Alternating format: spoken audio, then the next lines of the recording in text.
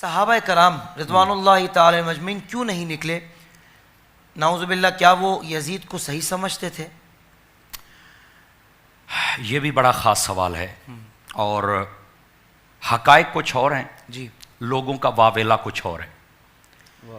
لوگوں کو چاہیے ذرا غور کے ساتھ یہ بات سن لیں، ہر بندے کو ہر بات سمجھ آ جائے یہ ضروری نہیں ہے، لیکن ہم کوشش کریں گے کہ تاریخ کے سینے میں چھپی ہوئی وہ باتیں جو حقائق کی صورت میں ہیں وہ لا کے آپ کے سامنے رکھیں کہ امام علی مقام ہی نکلے ہیں تو صحابہ کرام کیوں نہیں نکلے۔ میں نے پہلے بات میں ایک اشارہ دیا ہے، امام علی مقام نے بھی کوئی اعلان نہیں کر دیا تھا کہ آ جاؤ بھائی جلدی ہم یزید کے خلاف کام کریں گے۔ اگر تو یہ اعلان کر دیا تھا اور کوئی نہیں آیا تو پھر تو ہم اس بات کے جواب دہ ہیں کہ بھائی کیوں نہیں آئے، کیا مسئلہ تھا، کس کی کیا مجبوری تھی۔ اگر امام علی مقام نے اعلان نہیں کیا تھا، صرف ان کو خط آئے تھے اور وہ اپنی ذمہ داری اپنی اوپر جو ان کی ذمہ داری تھی وہ نبھانا چاہتے تھے تو پھر صحابہ کرام علیہم رضوان پر تو اعتراض بنتا ہی نہیں ہے۔ ٹھیک ہے جی۔ اچھا، دوسری بات توجہ طلب ہے کہ امام علی مقام امام حسین رضی اللہ تعالی عنہ، آپ اگر مکہ چھوڑ کے مدینہ چھوڑ کے مکہ اور مکہ چھوڑ کے مدینہ اور پھر کربلا اور پھر وہاں شہادت کا سفر کیا ہے تو امام علی مقام کیا یزید سے جنگ کرنے کے لیے گئے تھے؟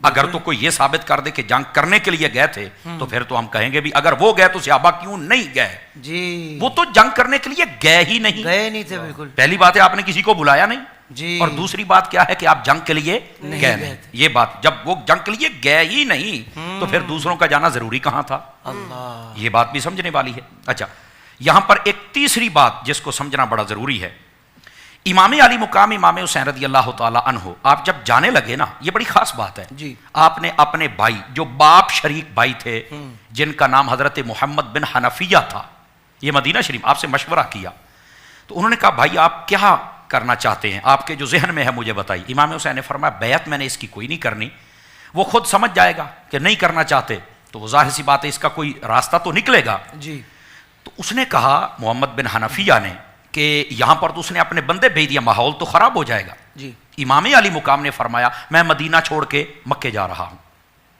یہاں قتل و غارت نہیں ہونی چاہیے۔ اچھا، صحابہ کرام نے روکا تھا، باقی احباب نے بھی روکا تھا کہ آپ نہ جائیں۔ آپ نے فرمایا یار میں نے نا اپنے نانا کی ایک حدیث سنی ہوئی ہے کہ کسی ایک کی وجہ سے نا مدینہ میں خون بہے گا، میری وجہ سے یہاں خون نہیں بہنا چاہیے۔ سمجھ آ رہی ہے؟ اس بات کو ذرا سمجھنے کی کوشش کریں۔ اللہ اکبر۔ لیکن اللہ کو منظور یہی تھا، ہمیشہ امتحان گاہ میں تو جانا ہی پڑتا ہے نا، سبب بن رہے تھے۔ تو یہاں پر محمد بن حنفیہ جو آپ کے سگے بھائی ہیں باپ شریک، انہوں نے کہا ٹھیک ہے یہ محتاط راستہ ہے کہ یہاں پر جو یہ فتنہ کرنا چاہتے ہیں نہ ہو، آپ مکہ میں تشریف لے جائیں۔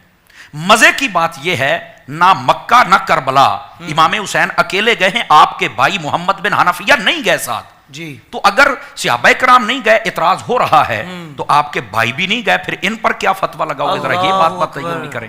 اللہ اکبر، بات سمجھ آ رہی نا؟ بالکل سمجھ۔ تو یہ وہ حقائق ہیں تاریخ کے سینے میں جن کو لوگ بیان نہیں کرتے، جبکہ ان کو بیان کرنا ضروری ہے۔ جب اس کو بیان کر دیا جائے گا تو پھر پتہ چلے گا۔ اچھا، رہ گئی بات صحابہ کرام کی۔ صحابہ کرام صرف ایک وجہ سے نہیں گئے، اس کو اجتہاد کہتے ہیں، اپنی رائے کہتے ہیں۔ جی، صحابہ کرام کا کہنا تھا، بلکہ دو وجہ سے، میں کھول دیتا ہوں بات، دو وجہ۔ وہ کہتے تھے ایک بات تو یہ ہے کہ جب ہم کوفہ والوں کے کردار کو دیکھتے ہیں نا تو امام علی مقام کو یہی کہا حضور ان کا کردار کیسا ہے، آپ کے بھائی کے ساتھ انہوں نے بے وفائی کی ہے اور آپ کے باپ کے ساتھ بھی بے وفائی کی، حضور آپ نہ جائیں، ان کے خطوط پر اعتبار نہ کریں۔ جی، سمجھ آ رہی نا؟ ایک صحابہ کرام کا یہ مشورہ تھا، ان کی رائے یہ تھی کہ نہیں جانا چاہیے۔ لیکن امام علی مقام کی رائے یہ تھی کہ اگر قیامت والے دن وہ اللہ کی بارگاہ میں یہی مقدمہ رکھیں تو حسین کے پاس کیا جواب ہوگا، اور انہوں نے طلب بھی مجھے ہی کیا ہے، تمہیں نہیں کیا ہے۔ اللہ اکبر، آر یو انڈرسٹینڈ؟ یہ بڑا خاص موڑ ہے۔ اس واسطے صحابہ کرام نے ایک مشورہ یہ دیا کہ ان کی بے وفائی آپ نہ جائیں۔ اچھا، دوسری بات کیا تھی؟ صحابہ کرام جو نہیں نکلے نا سارے اتنی بڑی جماعت کے ساتھ، وہ اندیشہ قتل و غارت کی وجہ سے نہیں نکلے۔ جی، اندیشہ قتل و غارت کی وجہ سے۔ یہاں پر دو راستے ہوتے ہیں کہ حکمران بد ہو، اس کے خلاف اگر کوئی نکلے وہ راہ عزیمت پر ہے، اگر وہ بالکل ستھرا ہے، خود بھی ستھرا ہونا چاہیے نا، یہ نہیں کہ دوسروں کو ہی دباتا رہے اور اپنے کردار کا پتہ ہی نہ ہو۔ جی، جی، جی، تو وہ راہ عزیمت ہے۔ اگر رک جائے تو راہ رخصت ہے کہ یار یہ جو گند پھیلا رہا ہے اس کا یہ خود ذمہ دار ہے، ہم قتل و غارت نہیں چاہتے، ظاہر سی بات ہے روایات میں ایسا مفہوم بھی موجود ہے, نکلنے کا بھی حکم ہے اور قتل و غارت نہ کرنے کا بھی حکم ہے. بالکل ٹھیک. تو اب یہ دو رائے تھی, بالکل ٹھیک. سمجھ آ رہی میری بات؟ صحابہ سے زیادہ سمجھنے والے کون تھے حضور؟ میں وہی تو کہہ رہا بالکل ہوں. ٹھیک لیکن فرمایا. امام علی مقام کے نکلنے کی ایک وجہ وہ خطوط تھے جو آ گئے, تو اب امام کا قدم اٹھانا ضروری ہو گیا تھا. آپ اپنی ذمہ داری نبھا رہے تھے. یہ اصل بات تھی, یہ اصل بات. یہ اصل بات. اب اس بات کا واویلا کیا جاتا ہے کہ صحابہ کرام کیوں نہیں گئے. میں یہاں پر یہ بات واضح کرتا چلا جاؤں. جی 72 حضرات میدان کرب و بلا میں شہید ہوئے, 72 حضرات. ان 72 میں کتنے صحابہ کرام تھے آج تک کسی نے یہ کلام نہیں کیا, اور بالخصوص مخالفین ٹولے نے. اللہ, ہمارے علماء تو بتاتے رہتے ہیں, لیکن مخالف ٹولے نے کبھی یہ بات نہیں بتائی. بعض محققین کے نزدیک 8 تھے, بعض کے نزدیک 9, بعض کے نزدیک 12.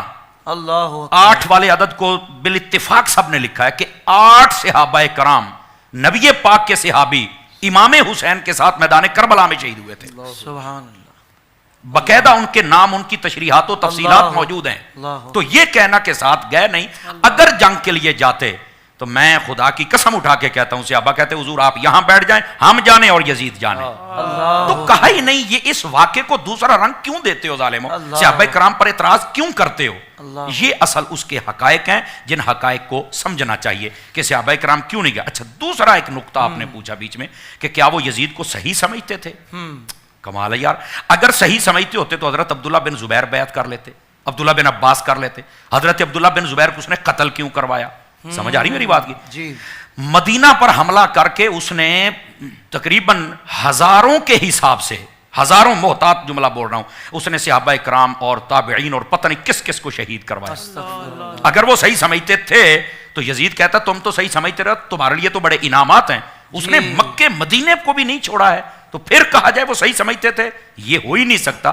بلکہ بعض صحابہ کرام کے یہ اقوال موجود, اور میں پوری ذمہ داری سے بیان کر رہا ہوں چونکہ یہاں وقت تھوڑا ہوتا ہے, ورنہ کتابیں ہم لے کے آئیں ایک ایک کتاب کھول کے دکھائیں, لیکن یہ فقیر نے اپنی آنکھوں سے پڑھا ہے.